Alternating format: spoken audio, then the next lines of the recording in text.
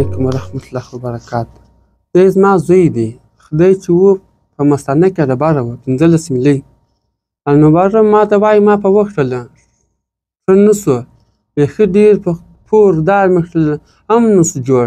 بره راولاړ سوم کور یې ودان کمپنۍ ته رالمه. کمپنۍ ته رالمه خبره مې ښې ته وویله بره مې دا زما زوی داسې عملیات کړ په مثانه کې ډبره ده. بره یې واستولمه مومن روغتون ته یې واستولمه. انور کور یې ودان خدای دې وزرونه ورکړي بره مې عملیات ور وکړي په مومن روغتون کې عملیات ور وکړي. نو بیا مو 2-3 ورځې بیا پسې بوتلي.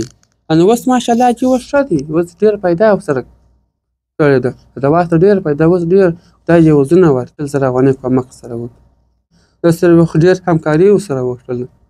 خدای دې وزرونه ورکړي بیخي ډېرې ده.